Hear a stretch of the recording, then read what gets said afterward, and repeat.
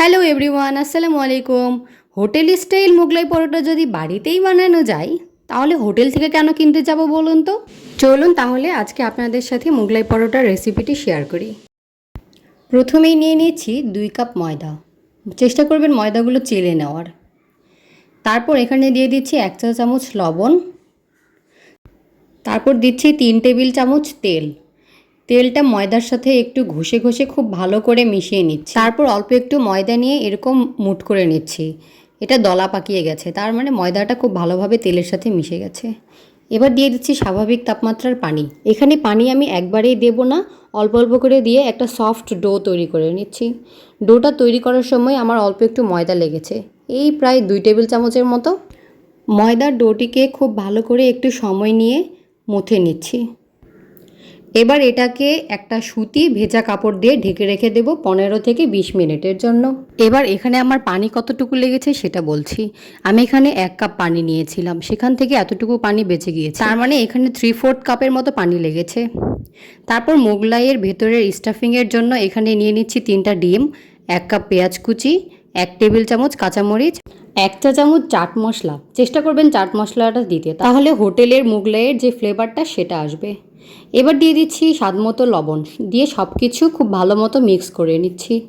ভিডিওটি ভালো লাগলে একটা লাইক দিয়ে দেবেন, আপনার ফ্রেন্ডস অ্যান্ড ফ্যামিলির সাথে শেয়ার করবেন, আমার পেজ আর চ্যানেলটাও ফলো অ্যান্ড সাবস্ক্রাইব করে দেবেন প্লিজ। ময়দার ডোটাকে রেস্টে রাখার জন্য দেখুন কতটা সফট হয়ে গেছে। এবার ময়দার ডোটাকে আবারও কিছুক্ষণ মথে নিচ্ছি। এবার এখান থেকে আমি 4টি ভাগ করে নিচ্ছি। আপনারা চাইলে 2 কাপ ময়দা দিয়ে 3টে ভাগও করে নিতে পারেন। বোর্ডে কিছু ময়দা ছিটিয়ে দিয়ে এবার একটা ভাগ ময়দা নিয়ে একটা বড় সাইজের রুটি বেলে নিচ্ছি। রুটিটার থিকনেস কতটুকু হবে সেটা আমি দেখিয়ে দিচ্ছি। এই যে দেখুন, এটা খুব বেশি পাতলা বা খুব বেশি মোটাও হবে না। এবার এখানে ডিমের যে মিশ্রণটা করে রেখেছিলাম সেটা দিয়ে দিচ্ছি। ভেতরের স্টাফিংটা আপনারা যে যার ইচ্ছা মতো দিয়ে নেবেন, তবে খুব বেশি দিতে যাবেন না, তাহলে এটা ভাজার সময় বাইরে দিয়ে বেরিয়ে আসার সম্ভাবনা থেকে যায়। এবার এটাকে ভাঁজ দিয়ে নিচ্ছি। ভাঁজটা বলে বোঝানোর কিছুই নেই, আপনারা একটু দেখলেই বুঝতে পারবেন। এক সাইড ভাঁজ দিয়ে সেটার উপরে একটু ডিমের মিশ্রণটা লাগিয়ে নিয়ে আরেকটা সাইড ভাঁজ দিয়ে দিচ্ছি। প্রত্যেকটা সাইডে ভাঁজ দেওয়ার সময় কিন্তু আমি ডিমের মিশ্রণটা লাগিয়ে নিয়েছি।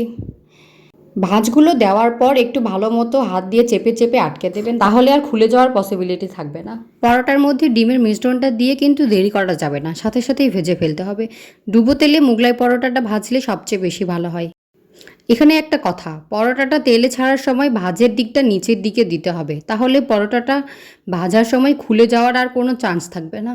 এখন 2 পাশে গোল্ডেন কালার হয়ে আসা পর্যন্ত ভেজে নিতে হবে। আর এই সময় চুলার জালটা কিন্তু অবশ্যই মিডিয়াম হিটে রাখতে হবে, যাতে ভেতর পর্যন্ত ভালো মতো কুক হতে পারে।